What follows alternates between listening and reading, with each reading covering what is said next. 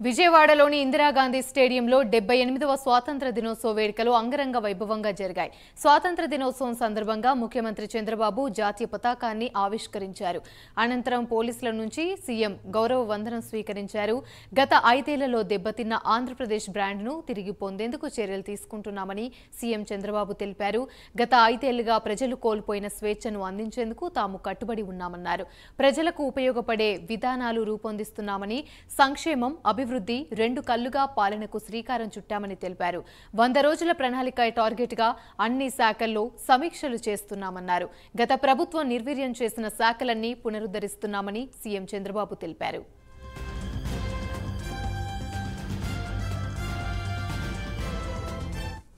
1857 కంటే ముందే బ్రిటిష్ దుర్మార్గపు పాలనపై తెలుగు నేల తిరుగుబాటు చేసిందన్నారు సీఎం చంద్రబాబు.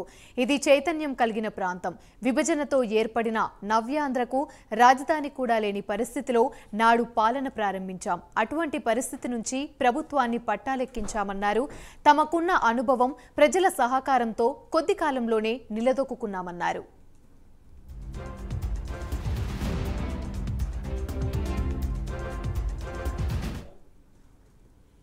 24 సాధారణ ఎన్నికల్లో నిశ్శబ్ద విప్లవంతో అసాధారణ విజయంతో కూటమికి పట్టం కట్టారు. గతంలో ఎప్పుడూ లేని విధంగా 93% స్ట్రైక్ రేటుతో 57% ఓట్ షేర్తో టీడీపీ, జనసేన, బీజేపీ ప్రభుత్వం ఏర్పాటైంది. తద్వారా అహంకార విధ్వంస ప్రజాకంటక ప్రభుత్వాన్ని ప్రజలు భూస్థాపితం చేశారు. ప్రధాని మోడీ గారు, నేను, మిత్రులు పవన్ కళ్యాణ్ గారు ఇచ్చిన ప్రజలు గెలవాలి, రాష్ట్రం నిలవాలి అనే మా ఎన్నికల నినాదాన్ని అర్థం చేసుకున్న ప్రజలు ఒక అద్భుతమైన విజయాన్ని అందించారు. ప్రజలు ఎంతో నమ్మకంతో కూటమి ప్రభుత్వానికి ఏకపక్షంగా పట్టం కట్టారు.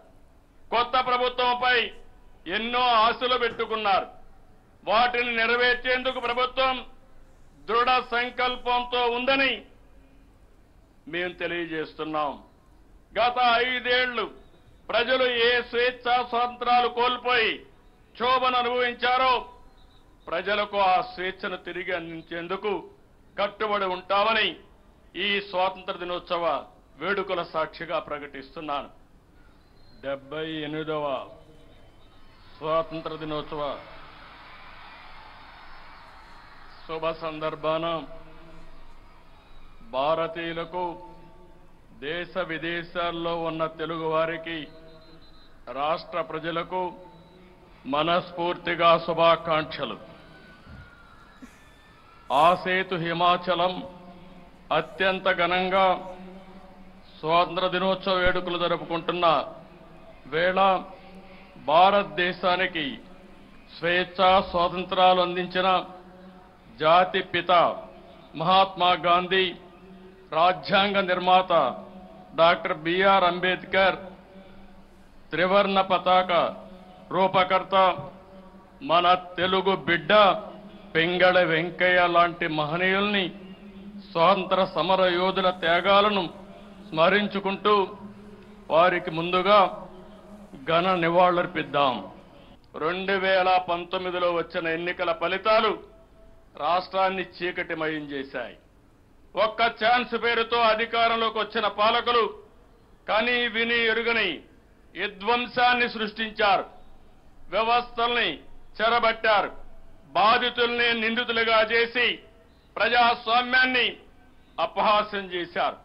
నియంత పోకడలతో, పరదాల పాలనతో రాష్ట్రాన్ని రావణ కాష్టం చేశారు. ప్రభుత్వ టెర్రరిజానికి నాంది పలికారు. ప్రజల ప్రభుత్వ భూములు, ఆస్తుల్ని దోచుకున్నారు. ప్రశ్నిస్తే దాడులు, కేసులు, అరెస్టులతో పెను ఉత్పాదం సృష్టించారు. ప్రజావేదిక ధ్వంసంతో ప్రారంభమైన నాటి విధ్వంస పాలనలో సంపద సృష్టి, ఉపాధి కల్పన కేంద్రమైన ప్రజా రాజధాని అమరావతిని